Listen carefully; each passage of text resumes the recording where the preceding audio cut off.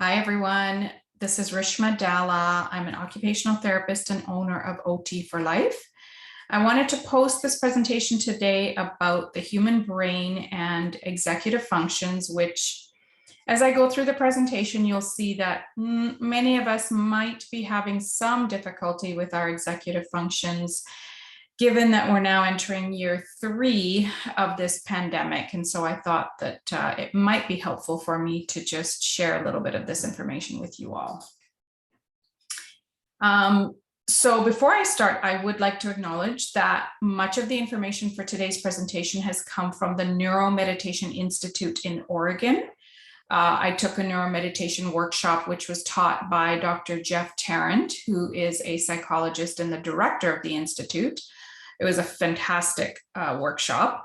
And of course, some of the images that you're going to see have come from various websites as I've done the research to do this presentation today. And I'm just sharing knowledge. Okay, so just to get that out there, let's get started. So this is a busy slide, which shows the anatomy and various functional areas of the brain.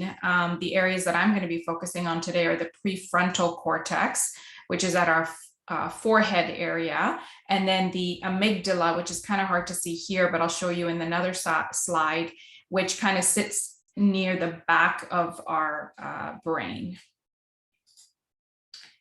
Oh, let me share the next slide. So if you look at this slide, it shows a little bit better. So the prefrontal cortex is, like I said, where our forehead is located.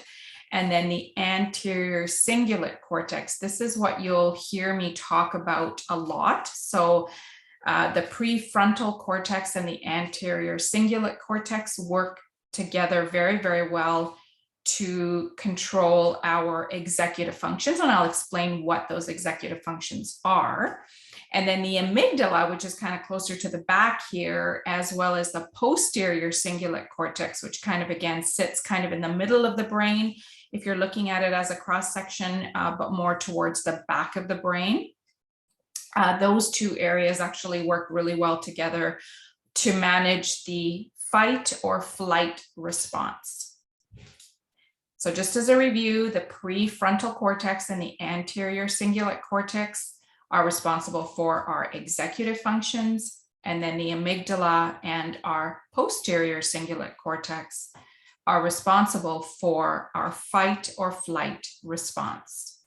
And just as a quick review, the fight or flight response is, because I've done other videos, so if you've watched my other videos, then you'll know what I'm talking about when I say our fight or flight response, but that's our stress response. So this is the part of our brain, the amygdala and posterior cingulate cortex, that is activated when we're responding to stress. So when we're sad or we're angry, we're hopeless, we're resentful, we are fearful, or we're panicked, that's the part of our brain that's actually activated. And then cortisol is released. And cortisol, if you've watched some of my videos, you'll know that on a chronic long-term basis, cortisol actually wreaks havoc on us physically, emotionally, mentally, and spiritually. That's not to say that all stress is horrible, and we all know that we need stress. We need stress in our lives to get things done. We need deadlines. And then there's also what we consider to be good stress, right? So if we're planning a wedding, or if we're having a baby. So yes, it's stressful, but that's good stress. And so, but that's not the stress that I'm talking about here. I'm talking about that chronic long-term stress, which it really starts to play on our intellectual capabilities, but also on our emotions and our behaviors and actions and choices in life. So before I get too far caught up in that side of things, let's switch gears now and talk about the 8 executive functions that are controlled by primarily by our prefrontal cortex, as well as the anterior cingulate cortex. So self-control, this is the ability to stop and think before acting. So for any of us who have been in a situation where we just kind of we're in the heat of the moment, and then later looking back, we sort of say to ourselves, geez, I don't know what happened. I wasn't really thinking. I just, that's because our fight or flight response was activated and our executive functions were actually deactivated or weakened. And so we weren't able to access that self-control part of our brain. Self-monitor. So this is the ability to view and evaluate oneself. So the self-monitoring part of our brain becomes stronger when we are self-reflecting. So when we're going back and thinking about a particular conversation, or looking at why a particular situation unfolded the way that it did, the important part of that self-monitoring is the ability to go, okay, so what role did I have to play in how that situation unfolded the way that it did? Emotional control, so the ability to manage our feelings in order to achieve goals and complete tasks. And again, when our fight or flight response is activated, then some of this is really dampened and we're not really able to manage our feelings. We simply sort of go with the feelings and react rather than respond. Flexibility, the ability to adapt to changing conditions by revising plans or changing strategies. Obviously a very, very important function of the brain that we want to make sure that we're able to have at its maximum capacity.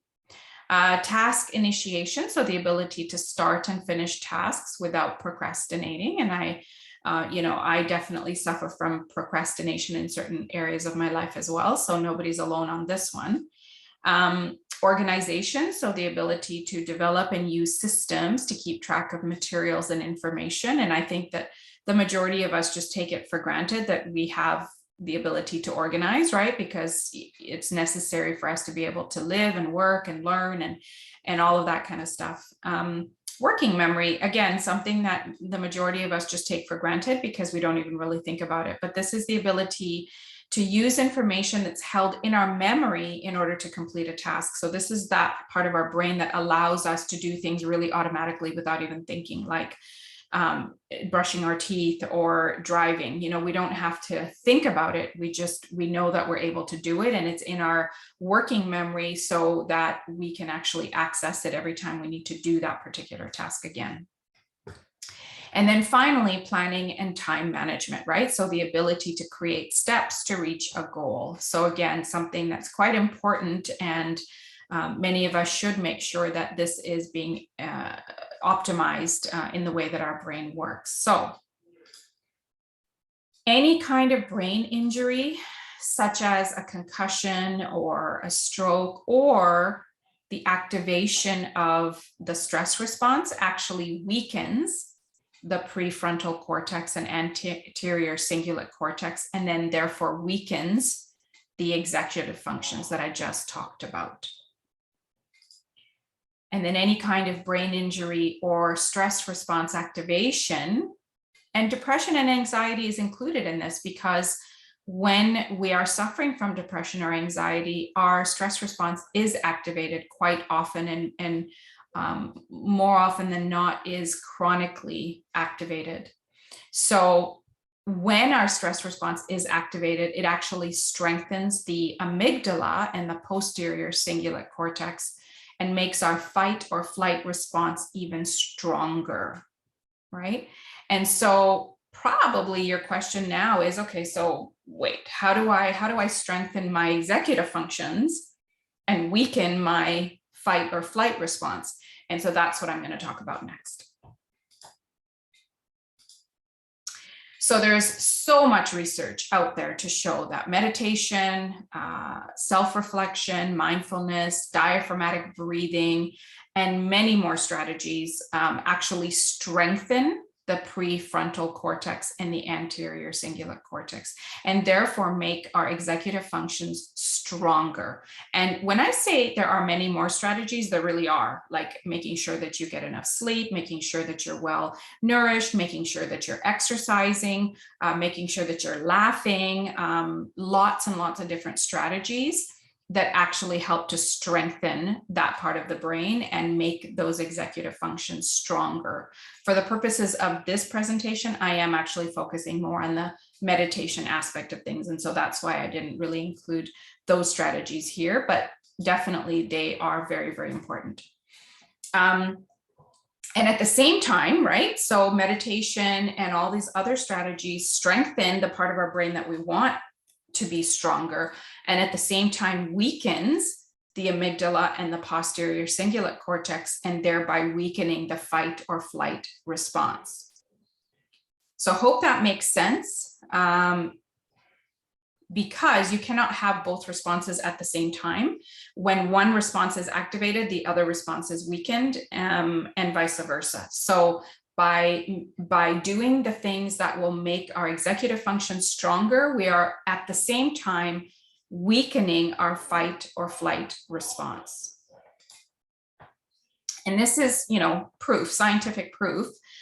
This gentleman here is Dr. Jeff Tarrant, and this slide is from one of the slides from the meditation workshop.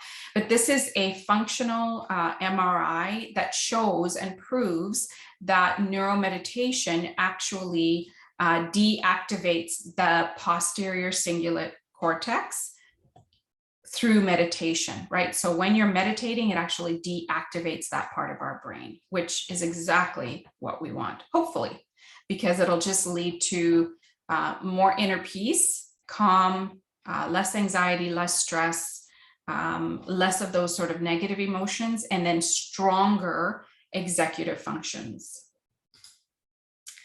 So there isn't just one type of meditation. There are sort of 4 major categories of meditations, and probably I'll do a separate video on each one later, but just wanted to kind of show it quickly here. And then just wanted to talk a little bit about types of meditations. There are apps out there, and I'm not getting anything financial from any of these apps. I'm not necessarily endorsing one of these over another, but the 2 that I found that I really enjoy are the Insight Timer or the Balance app. I have both of those on my phone and I do use them. The Balance app actually is free for a full year. So if you are curious about it, it would be a really good time to try it. But there are definitely other apps called Calm and Mindshift, and a bunch of others that are also recommended by clinicians. So just kind of suggestions, if you think that you want to maybe try meditation, try your hand at it, then you can certainly do that with one of these apps. So that's it. I hope you enjoyed this really quick and whirlwind explanation of the human brain and executive functions. Thank you so much for watching. Feel free to share if you think that your friends or your family will benefit. And until next time, stay safe out there.